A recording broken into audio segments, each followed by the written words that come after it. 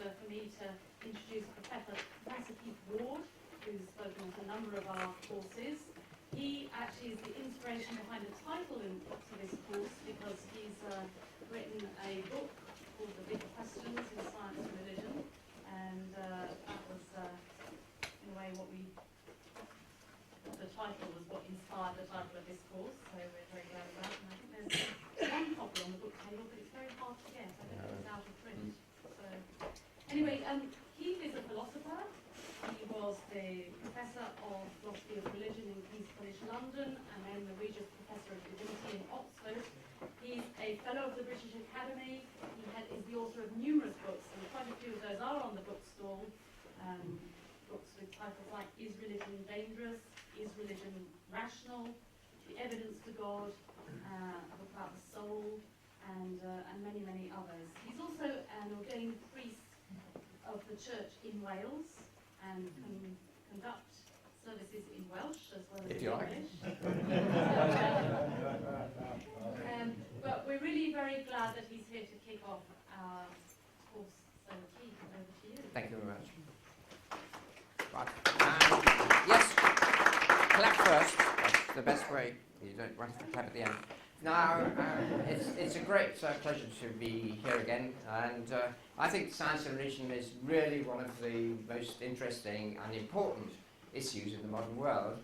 I've spent most of my life teaching either philosophy or theology, and in philosophy, it is almost taken for granted by many philosophers in the UK and in America that the supernatural, anything supernatural, is simply obsolete. And most of the best known philosophers call themselves naturalists.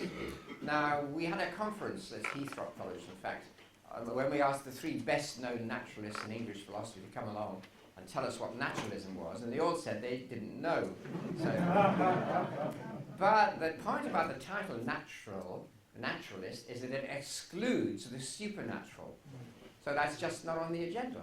And you'll find that a lot of philosophers, not all by any means, but a lot of well-known philosophers, A.C. Grayling is one, he's quite well known, I believe, and people like that, they think that religion is not even worth discussing.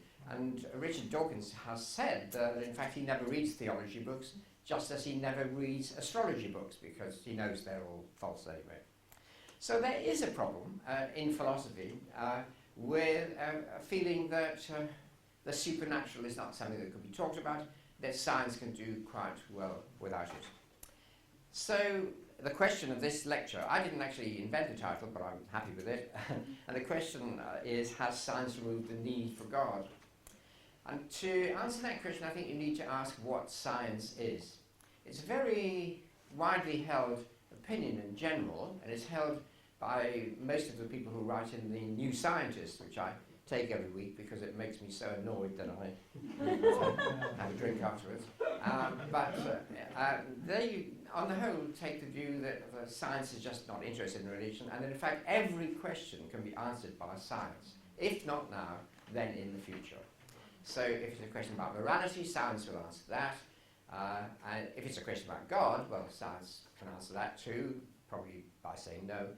But then there is an answer to every sensible question you could ask, which is given by science. This is well attested in the recent book by Stephen Hawking, The Grand Design, in which on page 1 he says philosophy is dead.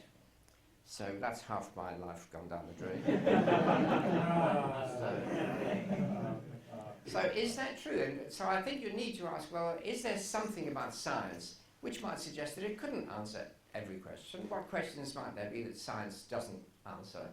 But the difficulty with the word science, of course, is that it's a very broad term, and it's very difficult to define. So I thought what I'd do is to start with a sort of a stereotypical definition of science in its classical Newtonian form. That is to say, the ultimate science is physics, and in the end everything will reduce to physics. So if we're talking about physics, you can give a set of criteria for being a decent science, and here are the criteria, the ones I've set out in this little abstract. The first one is, I think, that things that you talk about in science must, in principle, be publicly observable. You don't use introspection. I mean, at one time, psychologists used to do introspection, but they gave up really because it didn't lead to any interesting results, except how funny people were when they looked into their own minds. And so it's public observation that counts.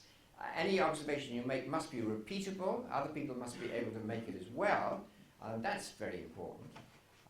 And also, preferably, what you're looking at must be able to be put under some law. Now, the notion of law, a law of nature, is a very interesting notion indeed. But in Newtonian physics, I mean, Newton really came up with the law of gravity and the laws of mechanics. And these laws were said to be universal and absolute, unbreakable, except that Newton personally thought that God could and did break them. To do miracles, for example, Newton was what we today might call a Unitarian Christian. And so that notion of a law of nature is one which obtains everywhere in the universe. Gravity is infinite, it obtains everywhere in the universe, and it obtains without breaking. And some theologians have been actually influenced by that view, by saying that somehow if God acts in the universe, how is that going to be possible if there's a closed causal network in science of absolute laws of nature? And of course that view also leads to determinism, that the laws of nature are there at the beginning of the universe. So as the French physicist Laplace said, if he knew the initial state of the universe and all the laws of nature, you would be able to predict everything that would ever happen. Now, whether or not that's true, a lot of scientists hold this as an ideal, complete predictability, and even in quantum theory, which most, I think, quantum physicists think is indeterministic, is not deterministic. Nevertheless, there's a very growing, influential field of physicists who do think it could be determined underneath it, and it would be a good thing if it were. And you know the Einstein quote, God doesn't play dice with the universe, and that's the sort of feeling that it would be a pity if there were random events in the universe, really random ones, so there probably aren't. Probably the laws are there because they're beautiful. Now, it's a good question, is this a scientific finding? I mean, is this statement that there are laws of nature which are universal and unbreakable a statement in science? I don't think that it is really, and I'm myself inclined to say that it's a dogma of science. Now, you know I'm a priest, so I like dogmas, so I'm not being against it when I say it's a dogma. It's a dogma in the sense that it's a presupposition that you make that you can't strictly prove, but it seems to work, it enables you to get fruitful results, etc.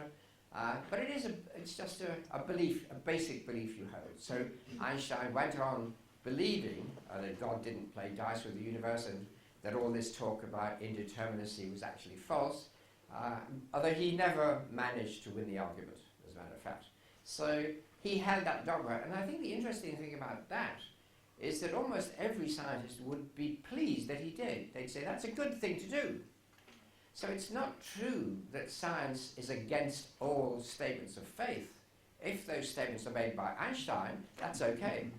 And you say that makes him a good scientist. He's sticking to his postulate, he's trying to prove that it's true, and there's nothing wrong with that at all.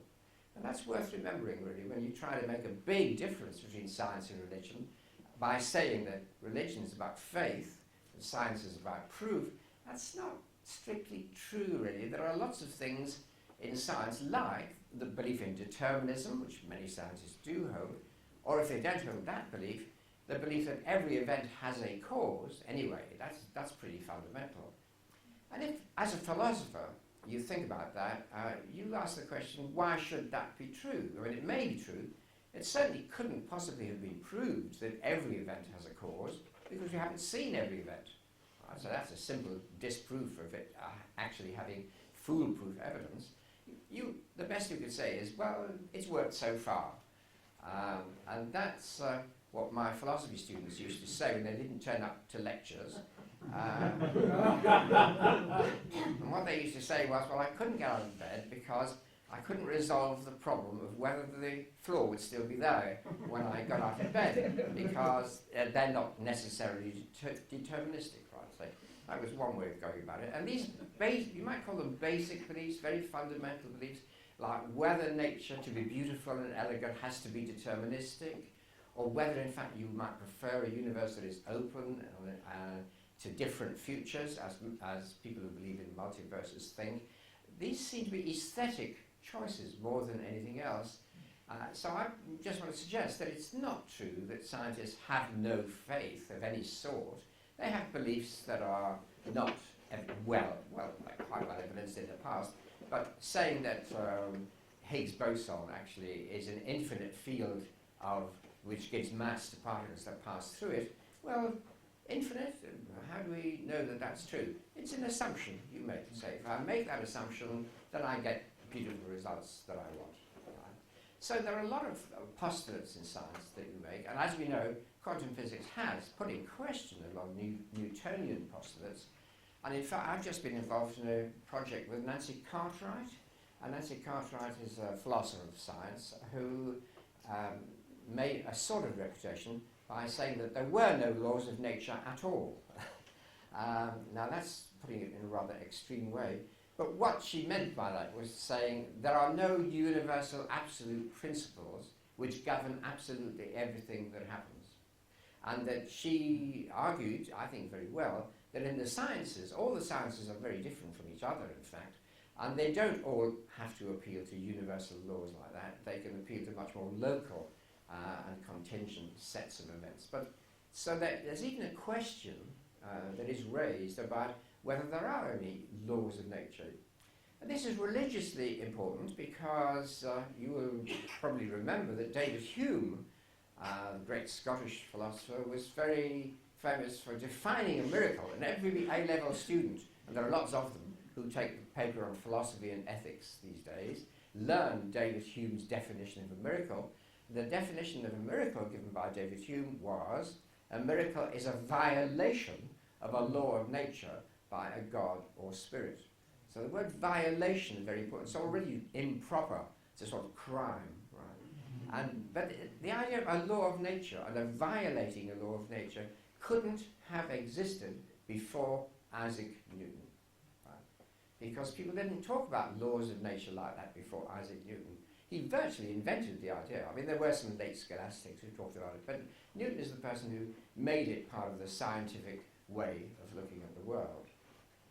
Well, a miracle is at least not that. It can't possibly be that, because there were miracles long before anybody thought of laws of nature. It's just one of my hobby horses. Stop using David Hume to define miracles, right? Don't say that. It's not a violation of a law of nature. And of course, quantum physicists don't have much trouble with miracles. In fact, Brian Cox, now everybody knows Brian Cox, I imagine, and Brian Cox wrote a book on quantum physics, which was subtitled, Everything That Can Happen Does Happen. So I'm waiting to meet Brian Cox and tell him that if that's true, then there certainly was a virgin birth. Now, which universe it was in, I'm not sure, but it might well have been this one, and it certainly happened in some universe. Well, anyway, scientists are capable of saying things like that, and you sometimes wonder if science has become more like fiction than anything else when you read that, but they're serious statements, and again, that puts in question, when does science turn into philosophy?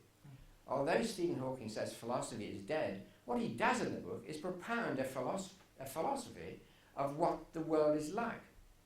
And if you say the world is such that it is completely determined by absolute laws of nature, and it consists of fundamental particles with mass, spin, and orientation and so on, if you say that, and that's what the world is that a scientific statement?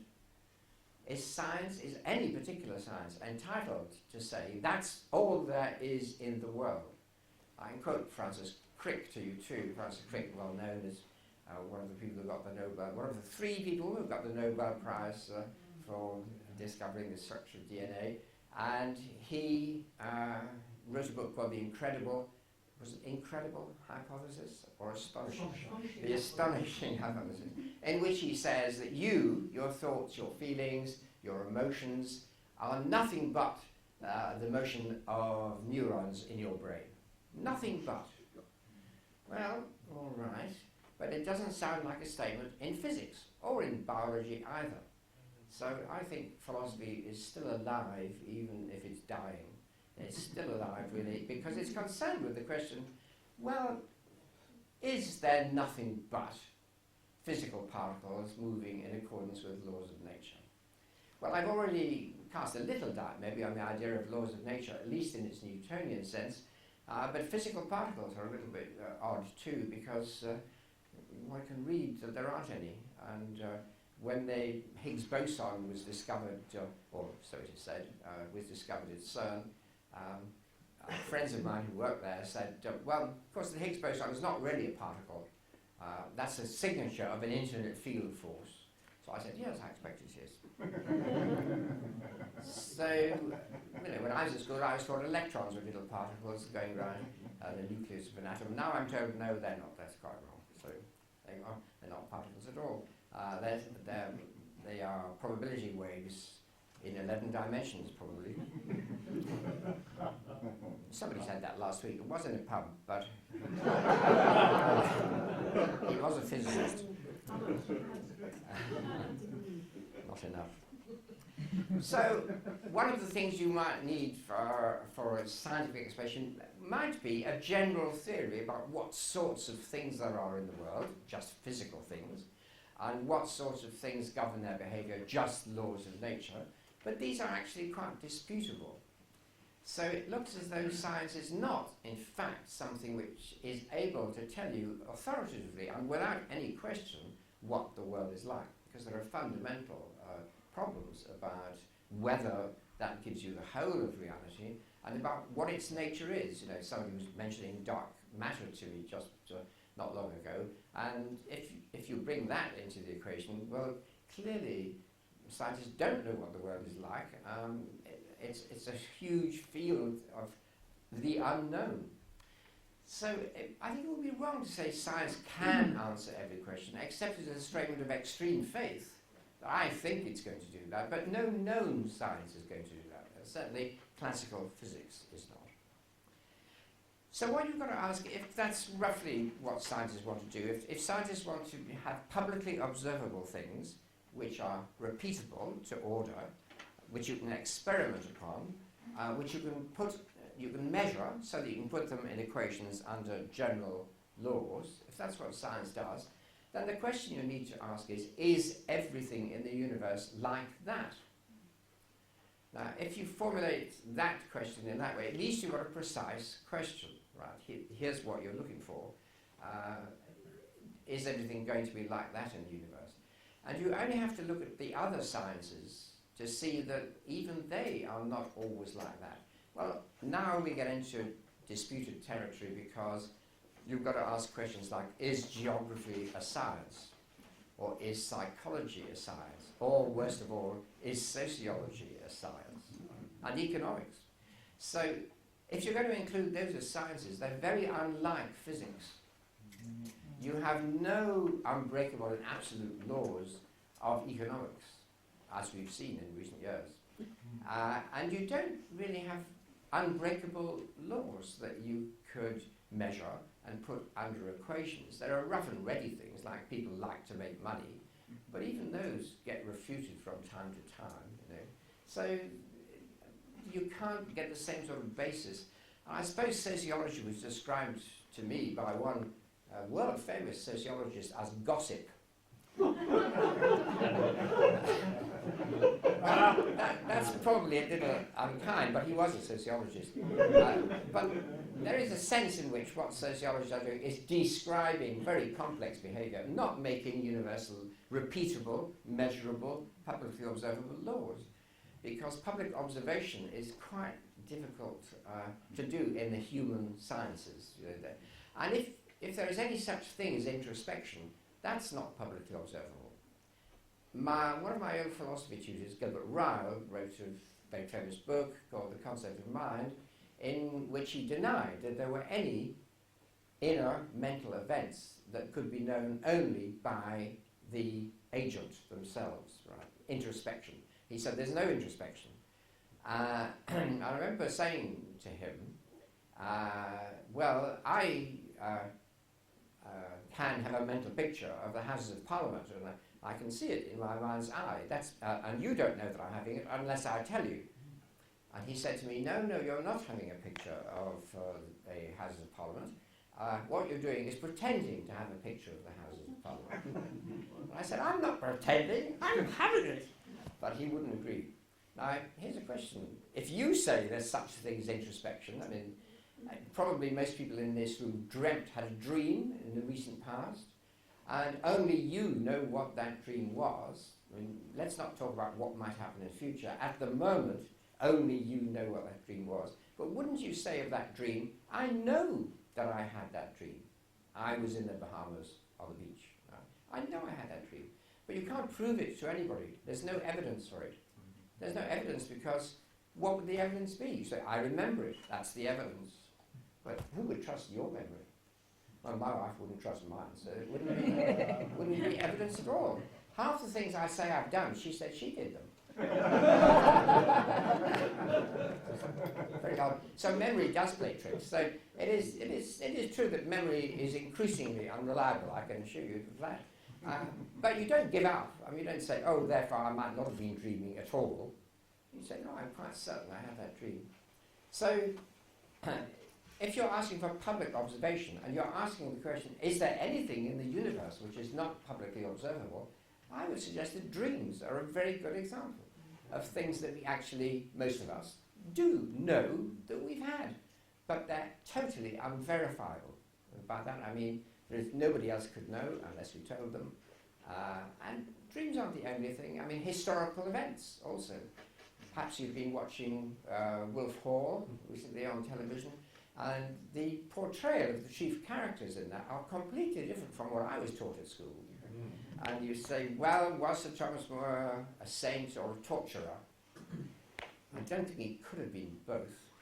But you find that historians will disagree completely about this. Now, is that science? Is history a science? I mean, history is a subject. Maybe it's not anymore. Maybe they're sacking all the historians. But I don't think so. I think history is a subject. It gives some sort of knowledge. It's a useful sort of thing to do. But is it a science? Well, it doesn't deal with anything that's repeatable. Nothing in history is repeatable. It doesn't deal with anything that you can get agreement about. You can't carry out experiments on it. So the activity of history, introspection, they seem to be beyond the reach of science. So I don't think it's at all unusual to say there are many things beyond the reach of science. But some people get terribly affronted by saying that, and they think, no, nothing is beyond the reach of science. So I propose this, that you've got to define science first of all, and if you define what you mean by science, then you're setting limits to what science can do. And there could, any philosopher will say, be things beyond those limits. And in fact, we would say, there are things beyond those limits. Morality is one of the most obvious ones, really, that you can do all the science you want, and that will not answer the question, is it right to torture children? I mean, you may find out it's very effective to torture children for certain purposes, but you've still got to ask, is it right to do so? If that's a question, and if it's a sensible, meaningful question, then there are questions which science cannot answer. So I think I proved that, and I'll have to move on to number 3. So what I've been asking there is, well, when it says, has science removed the need for God? I started by saying, well, are there things science doesn't talk about, it doesn't want to talk about, it's not concerned with, and that's not surprising. And in fact, I want to say there are many different sorts of sciences, and they're different from each other, and there isn't one model of science, and it's certainly not Newtonian physics. Things are very different than that. So what is it about human life that seems to ask different questions from science? And here, under the heading of number 3, I've put down the expression axiological explanation.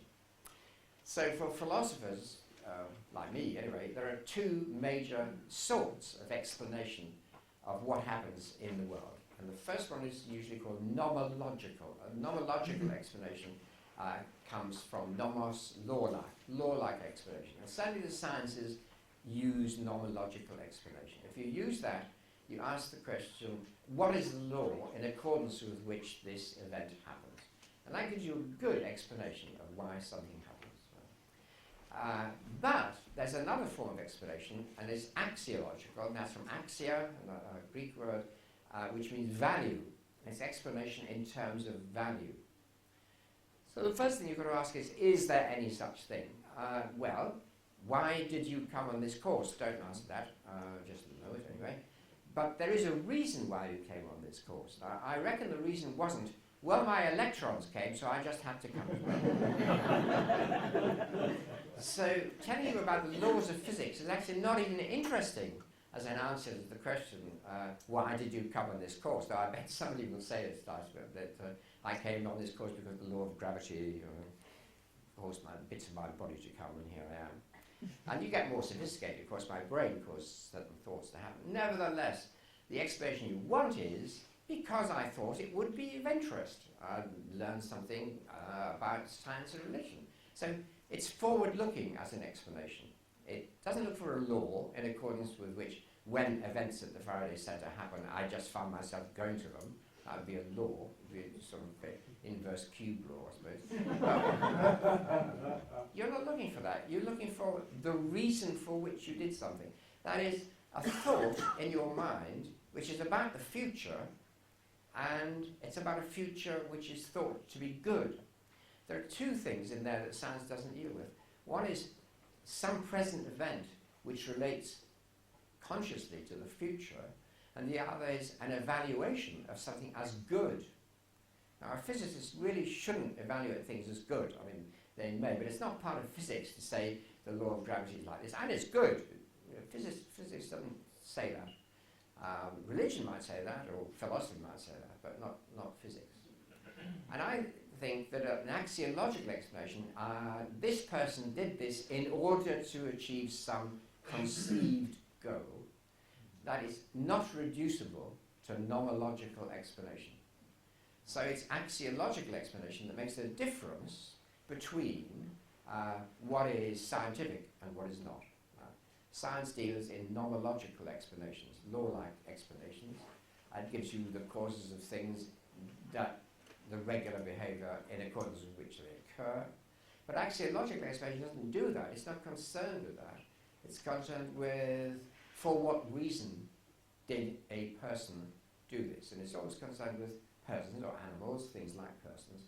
And so you say, well, persons have this capacity, or minds have this capacity, that they can contain a present event, an idea, which intrinsically refers to a future event. In philosophy, this is called intentionality. That is to say, your ideas are about something. You could call it aboutness. That's better to get hold of, really. The sense of aboutness is, well, the description of the facts about what's in my mind, my brain, what's in my mind, really. The description of the facts is that there is an idea, but it's an idea of something, which is not in my mind. And that means the idea is about something which may or may not even exist. And in the case of explanation in terms of reasons, it's about some future event which I want to exist. And that's intentionality. You have a present existent thing which the description of which would have to include the fact that that idea is about something that is not in your mind. And that's not a physical relationship. There's no such relationship in the physical world. So intentionality is important, and evaluation is important. And these two things together give you the thought of things happening for a reason or for a purpose. Now, we know that things happen for reasons in the human world. We know that human minds conceive future goals which they want to achieve, and then they set out to try and achieve them. So that's a perfectly good form of explanation. It doesn't explain everything, but does anything explain everything? I mean, I think if you found an explanation would explain everything, then it would explain very little about anything. It would be so general that it couldn't mention any particular details at all. It's like the difference between Oxford and Cambridge, but I won't go into that. So, one knows everything about nothing and the other knows nothing about everything. I can't remember which is which, though. So, if God created the universe, is that an explanation? Now, many scientists would say, no, it's not even an explanation, but that's because they're thinking just about nomological explanations. They think an explanation has to be something that gives you a law in accordance with which things happen. If I drop this on the floor, it would drop, and I could predict how fast it would fall. The explanation would be in terms of the law of gravity, wind resistance, etc. So that would explain that, but it says nothing about whether I wanted to do it or intended to do it or thought it was a good thing to do it. Whereas if you're thinking about an axiological explanation, it is an explanation, and if God created the universe because it was good, that's exactly an axiological explanation. So I certainly want to say it is a good explanation of the universe that a God created it because God thought it was good. Now, you will get problems. Is it really good? But let's put those aside, because I am going to give another talk later on about that. But suppose that's true, then that's a perfectly good explanation. And of course, there's no law in accordance with which God created the universe. God's creation of the universe was not publicly observable at all. And it wasn't a matter of a material object affecting another material object. Does that mean it doesn't make sense? Well, a really hard-nosed naturalist or philosopher would say precisely that. It doesn't even make sense. But I think it would be more sensible to say, no, explanations in terms of reasons only need minds to function. That is to say, you need a mind which conceives a purpose and thinks it to be good and acts in order to bring it about. If that exists, it's an explanation. So my point here is that there is such a thing as a theological explanation. It doesn't prove there's a God. It just says if there were a God, that would be a good explanation. But it wouldn't be a scientific explanation. So this is an answer already to the question, has science removed the need for God? Because the answer is, well, no, if science is not concerned with axiological explanations, and if there are such things as axiological explanations, then of course science couldn't remove an axiological explanation for the universe. They couldn't remove saying it would be a good explanation of why the universe exists if some supernatural mind, there could be such a thing, thought that it was good to create. And I think that's a perfectly defensible thing to say. It's not scientific though. So when Richard Dawkins says a question about the existence of God must be a scientific question because that's the only sort of question there is, I think he's just incorrect about that. And there's a perfectly good explanation to say this exists for a reason. If it exists for a reason, that does imply there's a mind involved there. It's minds which have reasons. And if you just look for a moment at the multiverse theory, which people are going to talk more about, so I won't say much about it, but just think, as an introductory thought, of the multiverse as an explanation for the universe. So this is an explanation, and it is a scientific explanation because it's law-like.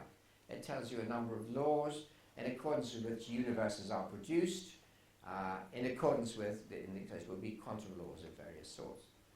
But it doesn't tell you anything about reasons. In fact, there is usually no reason for the universe existing, right? It's that nobody conceived that it might exist.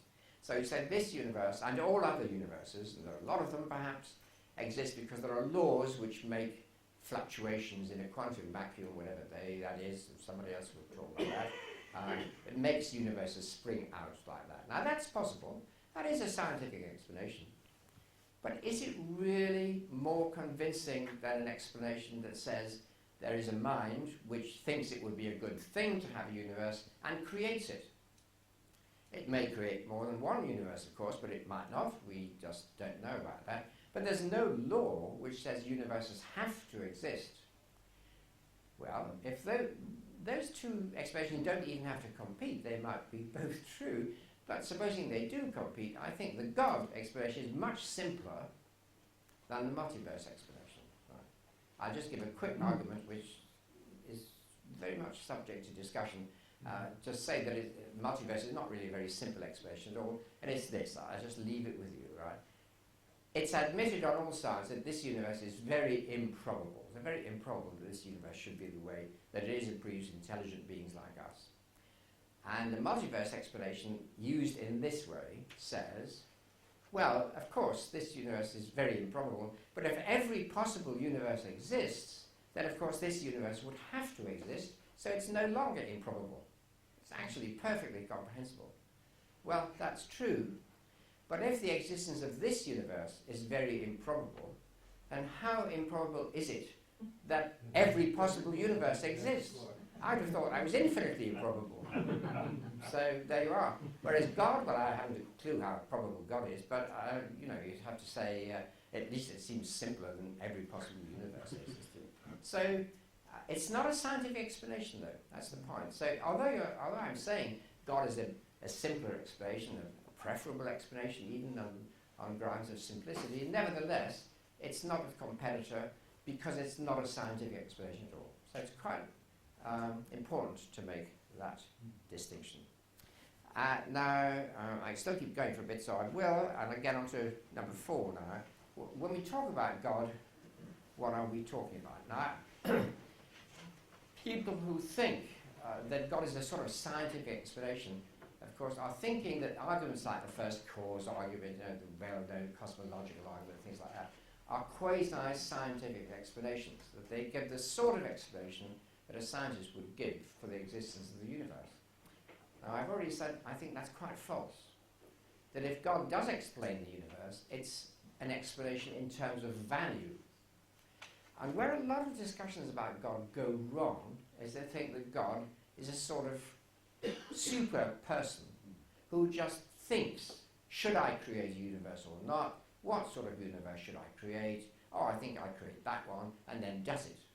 Stephen Hawking says in the book, The Grand Design, we do not need a God to light the blue touch paper to set the universe going. And that's the theological mistake. Right? The idea that God starts the universe going. Because everybody in this room knows that the doctrine of creation has nothing to do with starting the universe. It hasn't got the slightest thing to do with that. And I wish people wouldn't use the word creation in a temporal way, as though to say, well, first of all there was nothing but God, and then God decided to create the universe, and then God created it. Now that is a heresy, I'm glad to tell you. St. Augustine, on this he was right at least. St. Augustine said that the creation of the universe is the dependence of every moment of space and time upon some intelligent reality beyond space and time. So the creation doesn't happen at the beginning. The creation happens at every moment, but it might as well begin at the end as at the beginning. Right? God creates time. That's it. So that's the classical Christian view of creation. So it's got nothing to do with the creation of the universe. And as St. Thomas Aquinas rightly said, it doesn't matter if the universe didn't have a first moment of time. It might never have had a first moment of time. Okay. Now, Aquinas did in fact believe it did have a first moment of time for a very bad reason, but he turned out to be right, of course. Anyway. But the creation itself is not to do with that. It's to do with whether space and time has to depend upon something beyond it. It's concerned with value. It's concerned with the fact that this physical universe is capable of mediating values of beauty and truth and goodness, and that it depends upon a reality which has those values. In fact, you could define God not so much as the first cause, but that first, it takes you back to that picture of starting things off, really, so it's a rather unfortunate expression. But you could think of God as the supreme value. This is what I'm recommending tonight. So don't start thinking about God as the first cause, but start thinking about God as the supreme value. And you get to that like this. You start by saying, are there such things as values, good things, things which it is good to exist just for their own sake? Well, I think most people would say, yes, there are. I mean, a good Beethoven symphony, or a good piece of pop music, if there is such a thing, And that betrays my age. Elvis Presley is the last pop singer I ever heard of. And so you actually might say, something's just bad. Why do you listen to Beethoven's Fifth Symphony? What for? And you say, well, because it is worthwhile. That's one of the goals of human life, is to have that sort of experience. Right? So there are intrinsic values, and people can be wrong about them. I mean, some people don't like Beethoven's Fifth Symphony, but they're wrong.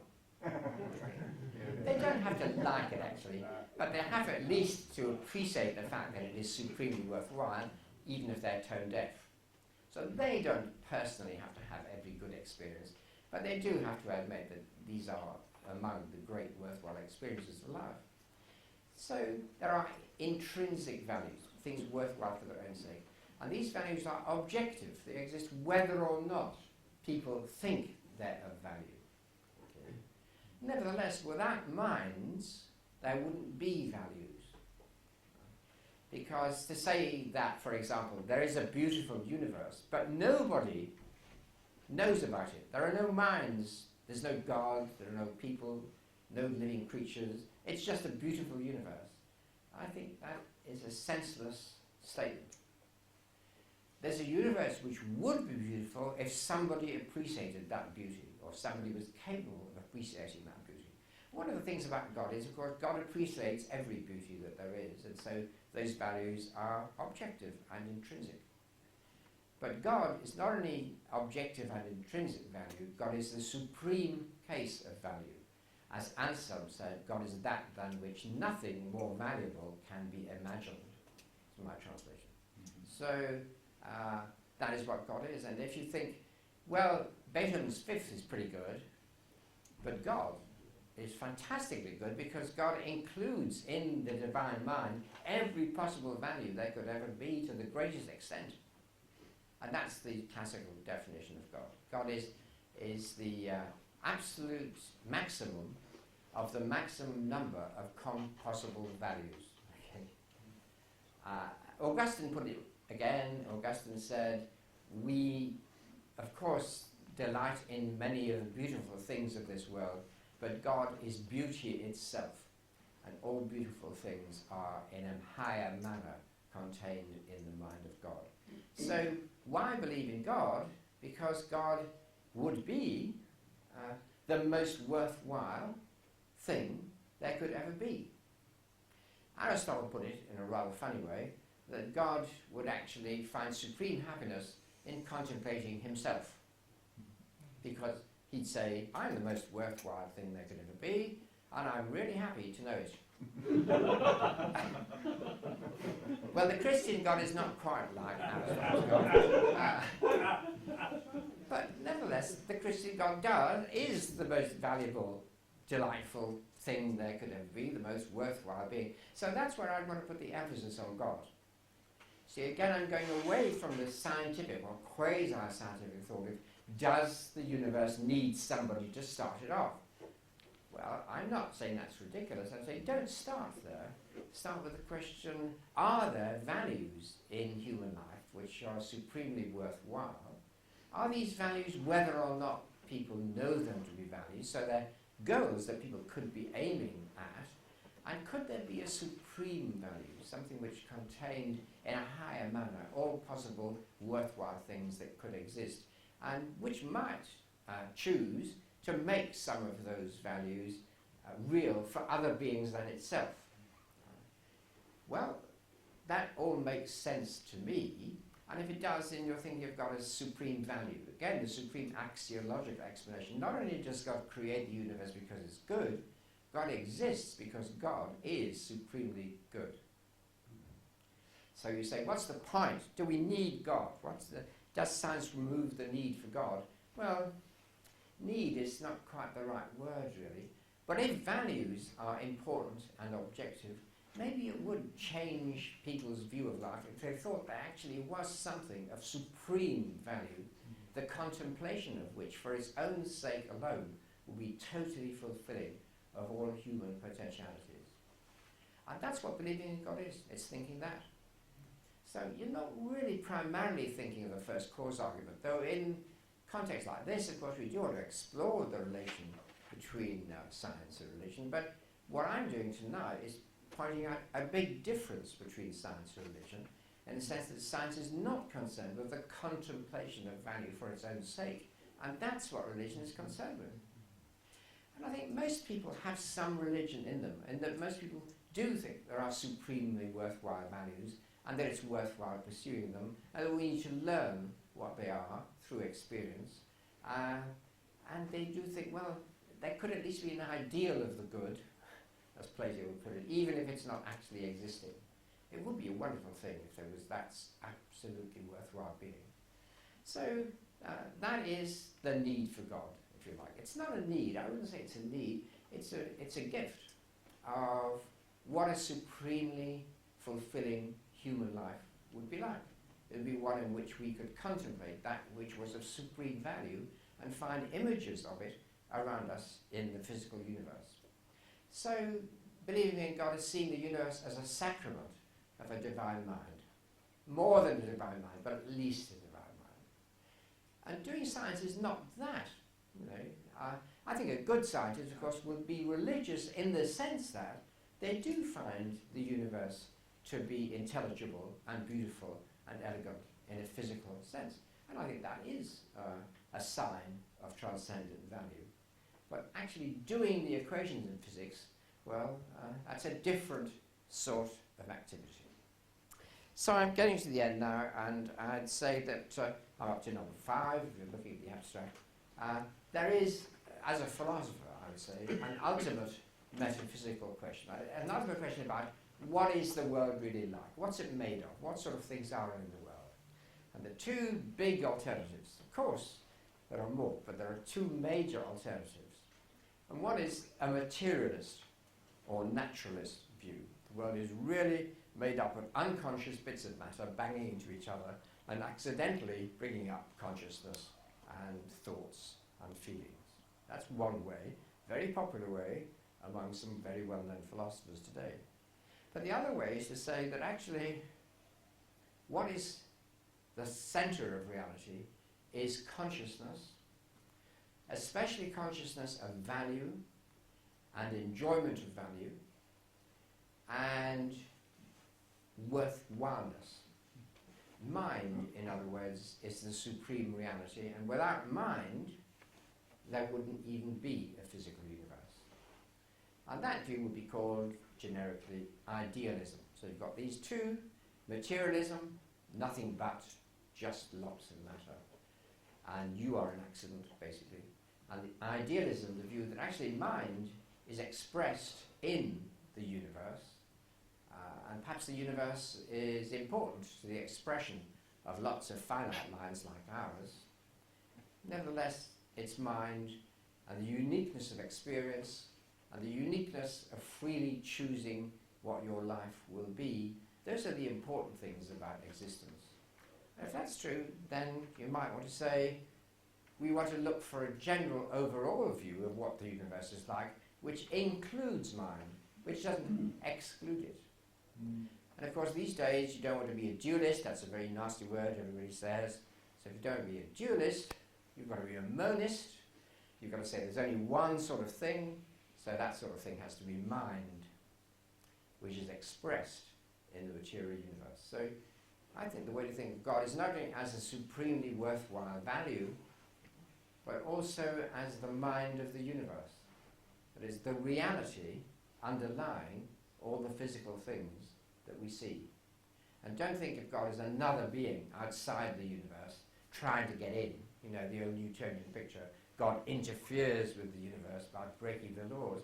But think of God as the basis of all those patterns of activity which make up the physical world. So that the universe is actually, at its root, mind-like. And the religious vision is the vision of mind as the basis of being. In Christian terms, we might say Christians become members of the body of Christ. And if Christ is divine, Christ is intrinsically divine, an expression of God, then you're wanting to say, we are members of God. If we're members of the body of Christ, then we're members of the body of God. And if we're members of the body of God, then we're not cut off in some different way from the divine. We are parts of the divine.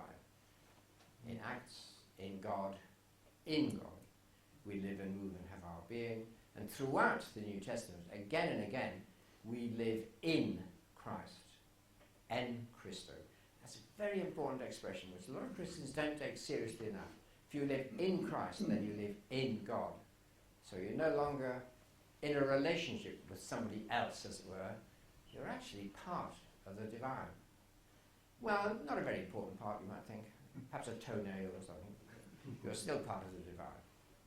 Right, I'm ending this talk with the questions on number 6. I think as you look at the universe as we know it, there do seem to be two incredible things. And one of them is, how can minds, with their thoughts, and feelings and goals and values, arise simply by chance? And I think that is totally incredible. The other one is, how can suffering arise by design? And that also is totally incredible, that some mind would choose freely to create suffering. So we're left with a big dilemma, which is the right place to end the first introduction to a conference. I'm not going to answer those questions, but clearly that accounts for a lot of the difficulty people feel when looking at the world as seen by science, a world of randomness, as far as we observe it, of chance, of suffering, and then the world as it's seen by the religious, which is a world which expresses the nature of mind, and how could that mind, after all, be good? Well, those are very real questions. And I think what the religious have to say is, maybe it's true that mind doesn't arise by chance, and that suffering doesn't arise by design. But we have to work out a way in which that could be true. So religion isn't, of course, without its problems. Science isn't without its problems. Neither of them are without faith. Those basic fundamental beliefs which say the world must be like this for us to understand it in science, and in religion, the world must be like us for our values to be objective and meaningful and possible to achieve. So you've got a similar pattern of thought going down the line of nomological and axiological. So that's my thought then, in answer to the question, has science removed the need for God? Not at all, because believing in God is believing in the supreme objectivity of value in the universe. Whereas science is not primarily concerned with that, it's concerned with how the physical things in the universe operate. And they're both completely complementary.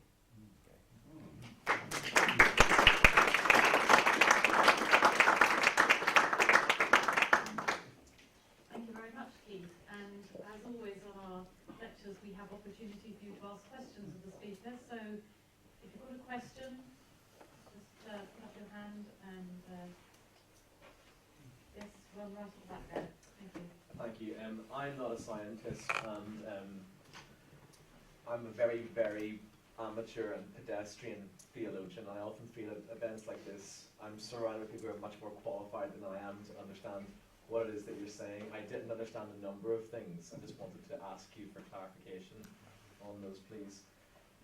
You defined what you thought science was and what you thought God was. But I wanted to ask you, can you define what you mean by value? Because in one of your explanations, you were talking about the difference between God and Beethoven's Fifth. And I think the language you used was, God is a value, and the Beethoven's Fifth is also a value.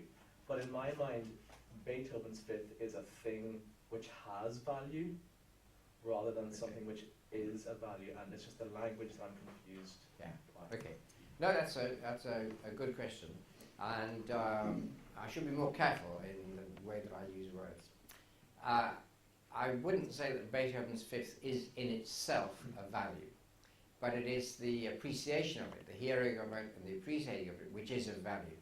You say this, I do this. It's this mental event actually of appreciating the symphony is supremely worthwhile in itself. Something you would choose for its own sake.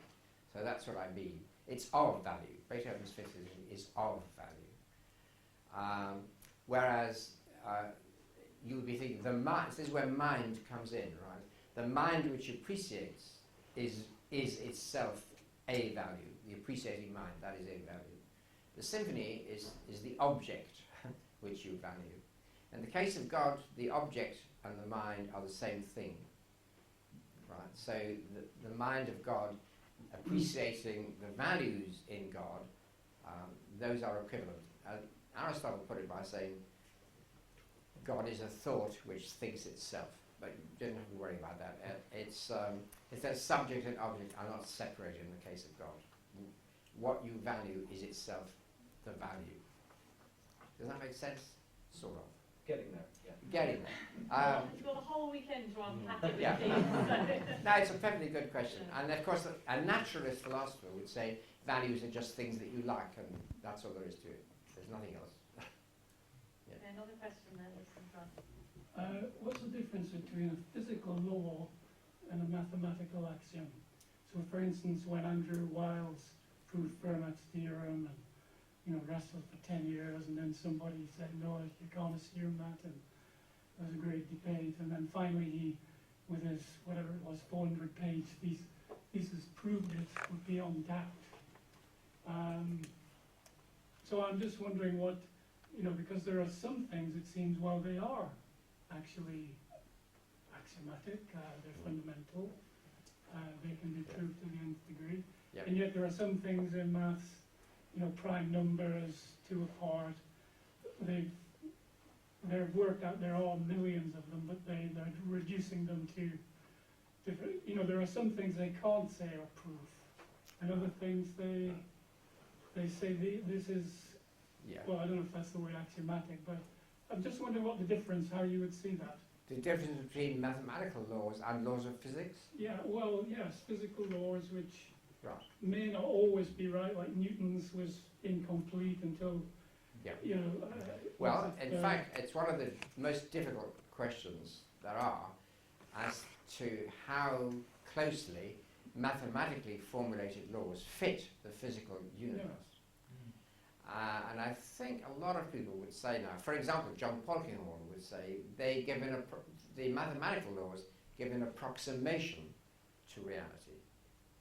But you can never guarantee that reality is going to fit your mathematical laws, because mathematics is making axioms and deducing things from axioms. It gets more creative than that, but it basically you make up the axioms. Then you've got to see do they fit. And then you've got to ask, in physics, do you expect that all the physical events that happen will fit the laws that you've made up? Or might they not totally fit it? So your mathematics might be a model for the universe, which is artificially neat and elegant, and the universe might not quite be like that. There's no real reason why it should be. Newton's reason was, of course, that God was the great mathematician, so that's why this should be. But maybe God has other things in mind.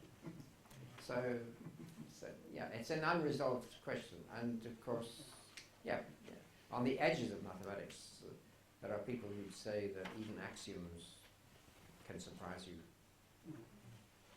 Gödel's theory. I remember I went to hear the professor of mathematics at Oxford give a lecture on Gödel's theorem. He was trying to do it by a thing called Fourier analysis. Anyway, he was doing Gödel's theorem on the thing, and he stopped halfway through and said, "That's funny, it worked last night." So mathematics has problems. But the big problem is, why should mathematics fit the universe? Great start. One of the most difficult questions Yes. in the first evening. That set us off in a good way. Okay, another question here. Fascinating explanation. I'm very moved, I think, by the way you've sort of taken mind and associated it with objective value. I think the danger with that approach, and something that I'm just finding myself being careful about, is without the mind, if you've just got objective value, then you thinking, actually, what is the faith that I think I believe in? And that's a God who is not objective but subjective, a person. And actually, the Christian view that God is Trinity. So there's that Trinitarian way of thinking about reality, God as three persons in one God. So how do you begin to equate your model of God as value with God as Trinity in a way that doesn't lose the person of God, the subjectivity of God? Because I'm probably moving the way you use the word object a little bit there, but I think there's a danger with that. You can lose the subjectivity of God. So what you're thinking is that God is actually more personal than I've let on. That's really what I'm saying. Yeah, I guess you're right. I just say you can't do everything at once. I didn't mention Jesus. And I think for a lot of people, the Christian life is a life of devotion to Jesus. That's true, of course. But I was operating on a slightly more abstract plane. But I do think that Jesus actually is the human being of God. Right? But that would take us into other realms. But it would obviously make it even more obvious that no science could actually have much effect on that unless somehow it could prove it was all an illusion, which, that's, I don't know.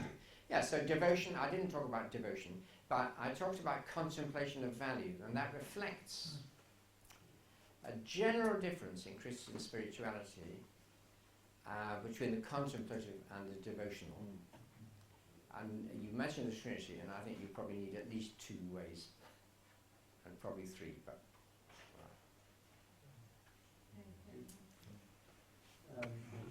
You'll have to speak up so people at the back can really I hear. just wanted to follow, I think, from the first and then the last question about value and beauty, and the fact that I wrestle with how subjective beauty is, and I was thinking of music, and although I'm apparently, according to my wife, tone deaf, I do love much classical music, so I have no problem with your Beethoven. But my son would not like classical music. His favourite music is not, I would say, pop music. He loves Nick Cave. Now, I don't want to go into Nick Cave. I find it very weird. But that is his favourite music. So it's personal. He likes Nick Cave. I may like Beethoven. Yeah. And I have to say, and then another art form of beauty would be art, wouldn't it? And I mean, you may think it's an odd comment, but a couple of the paintings I've seen around this college, I find quite disturbing. Okay. I rest my case. So what is beauty? It's very. I looked Well, at some painting and I said to my friend, "Do you think that's beautiful?" I find it weird, like you do. right. Okay. I think there's a difference between what you like and what is beautiful. I think there are objective standards of beauty, but they do differ. And let's take Indian music and Western music as an example, since I've never heard of Nick Cave. And his father's an Australian clergyman, Anglican clergyman, but anyhow. his father is. His father is. He's a person then. He's a person. Nick Cave is a person. Could you ask if anyone else here has heard of Nick Has Cave? anybody heard of Nick Cave? Yes. Yeah.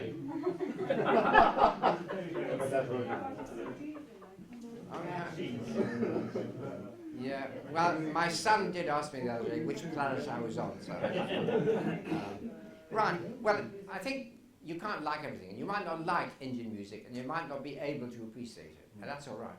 But you ought to be able to say that is very beautiful of its kind. Right.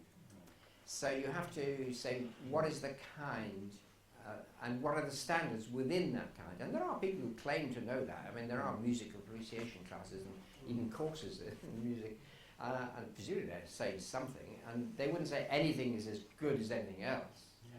But it's difficult for some of us to see the value in something we really don't like very much. So I think that's the difference. Yeah. So the value is capable of being ranked by experts or peers.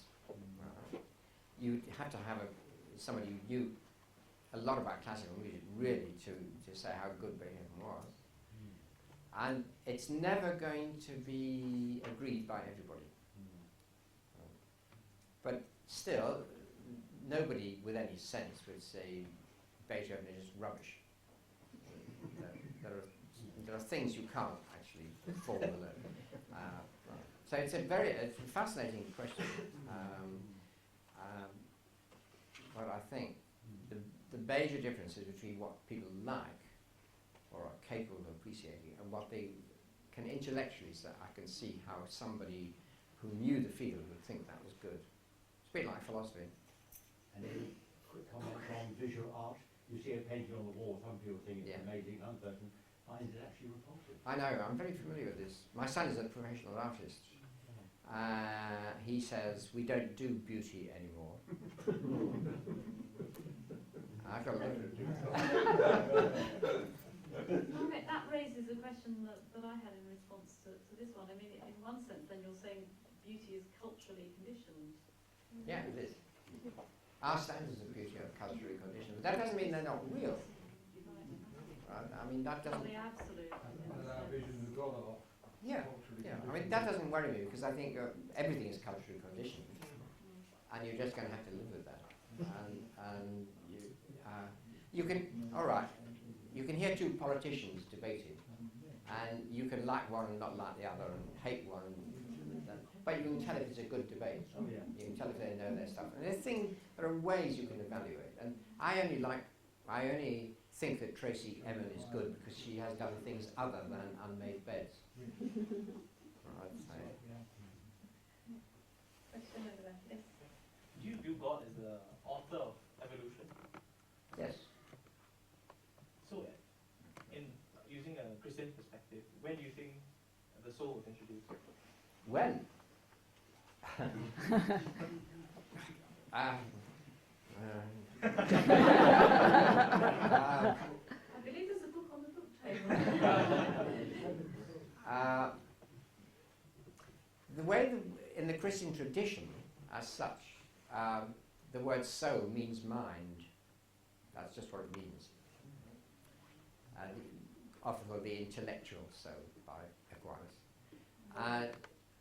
When I say the Christian tradition, I mean Thomas Aquinas, basically.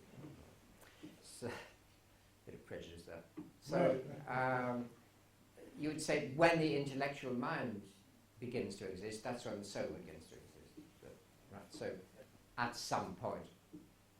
And we all agree it's at some point, don't we? So, it's only a question of saying what is it. And I'd say, well, it's whenever you say the intellectual mind exists.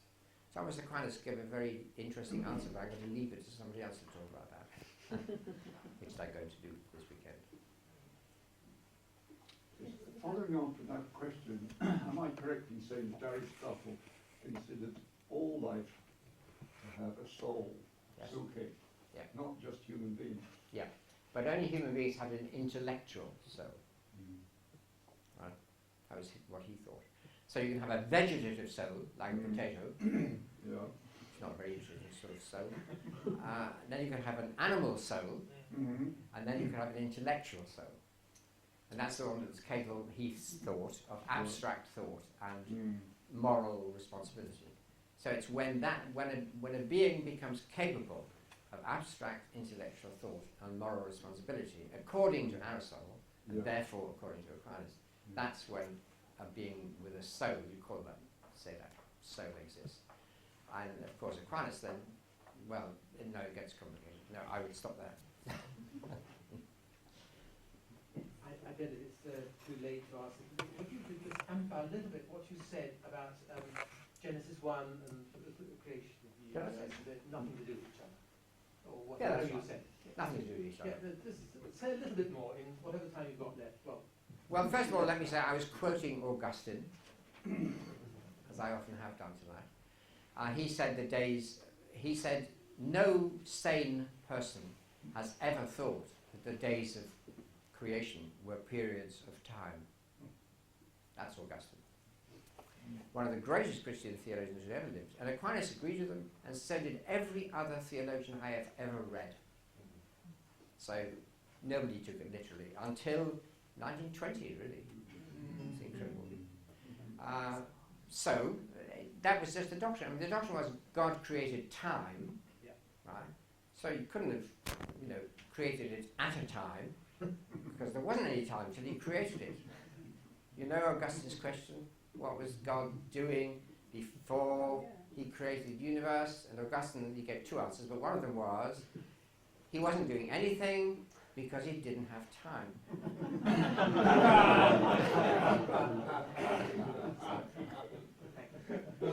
It's a very, very difficult doctrine, actually, but it's the tradition. Okay. I have a second question, if I may. You speak up. Yes, certainly. You were talking earlier on, Keith, about the axiological explanation. And I think what you said was that's trying to ask what is the value and purpose of the event that happens. Yeah. And you said that this person did this to achieve some perceived goal. And then you give a specific example again from the Genesis narrative, or I think coming out of the Genesis narrative, which was, why did God create the universe? He did this because it was good. Yeah.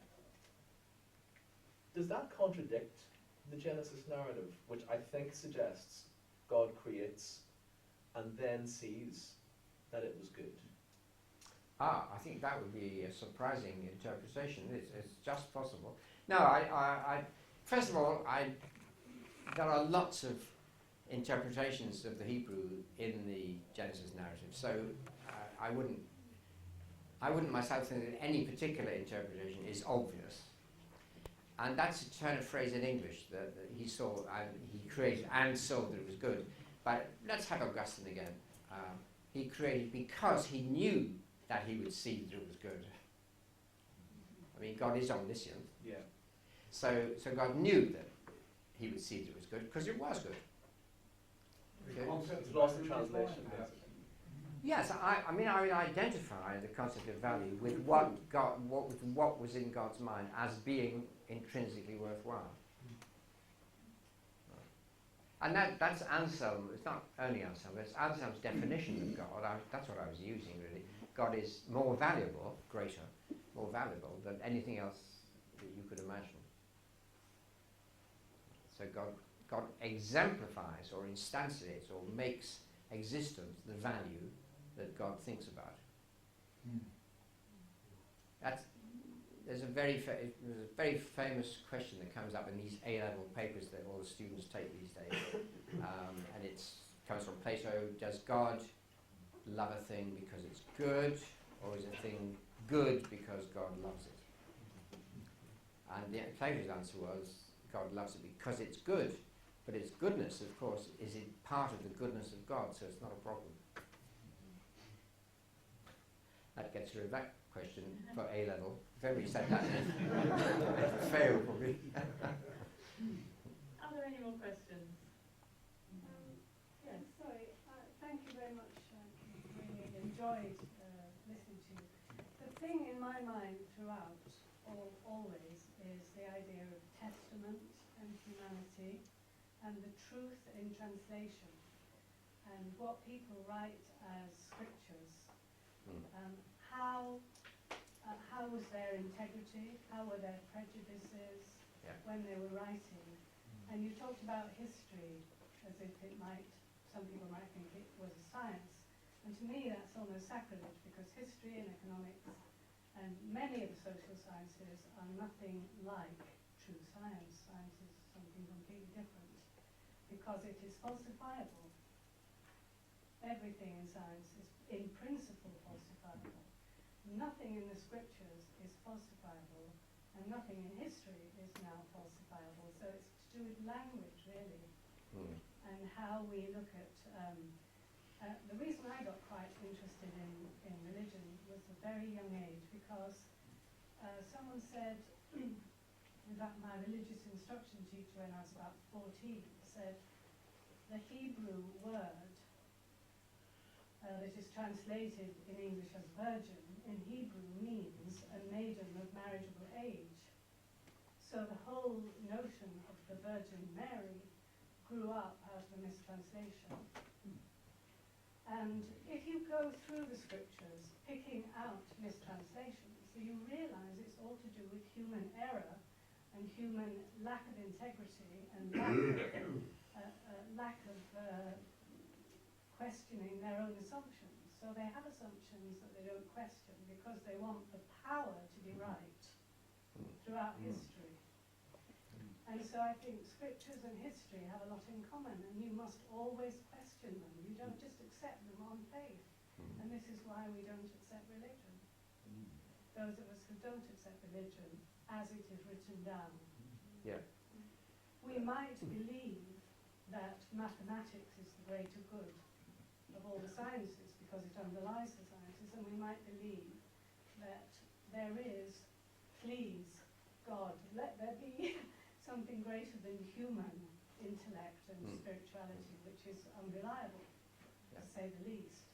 So we believe that, but then we must go back to language in the end and say, what do we really know? And it's all to do with what's been written down. Yeah, I mean, you're undoubtedly right overall. I did try to suggest that not all of science is quite as falsifiable as It's in principle. in principle. I've never liked in principle. I mean, I don't agree with Karl Popper completely, but that was his main axiom. Yeah. That it's falsifiable. Someone can come along. Well, and prove it wrong. if you're going to say that, you see, then religious doctrines are falsifiable in principle. If you had been there, you would have seen it or not. In there, Yeah, yes. but that's what we want. That's falsifiable in principle. Yeah, but you can now go and build a bridge. Engineering is falsifiable if the bridge collapses. Okay, I think you're pretty right overall, but yeah, okay, yeah. But I wouldn't make a huge. We have to try and fix Well, it. you say all the interesting human sciences, which you don't want to call sciences, all right, but universities go into paroxysms about that. No, they don't, not anymore. They used to.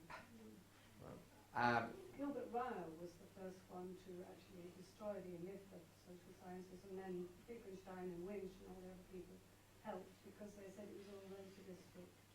Oh, hang on, please. Yeah, no, I mean, it's not. But these are it's not- leaping generalisations now. Yeah, well, not generalisations. I have to tell you. Anyway, no, I don't have to tell you anything. No. Well, okay, you've got this huge set of human sciences, called human sciences, and the question, they're very different from the natural sciences, that's true, but in fact there are ways of testing its claims. Verification is not quite the right word for it, No, it's really. not verification. No. Falsifiability, really. It's different from verification. Yeah. With verification, you're proving that it's true. With falsifiability, you're setting up experiments to disprove it. all the Yeah. time. Okay. Deliberately. Yeah. disprove. Yeah. But I don't, if the implication is that somehow puts religious doctrines at a disadvantage, I don't think that's true, because all the interesting things which are about human beings, even if they're not scientists, are subject to the same problems. And yet we try to sort out which ones are likely to be true and which ones are likely to be false. So we're using some criterion which is not falsifiability. Well, it's confirmation, really. It's you're trying to you get your theory first in general, and then you say, how can I confirm it? Yeah. And sometimes you don't know. Even in the strictest science, you don't know exactly. And then we have statistics, which help. Anyway, all right. Yeah, you're broadly right. That's a very interesting distinction. But I don't think it means that unfalsifiable things are of lesser value or cannot be evaluated. No. Because they can, but you're not using falsification. That's not available. I guess it's really language and Yeah, and it's the interpretation of things. yeah. But I still personally support John Hick's view of, which gets laughed at by people, of eschatological verification. When you're dead, you will see. Yeah, and mortality. We wouldn't call On that There will be judgment. Would you need a God if you were not mortal, if you didn't die? When you die. Yeah. I mean, I think that's a really great Consciousness. debate starter for the rest of the weekend, and I'm going to suggest now that we retire to the bar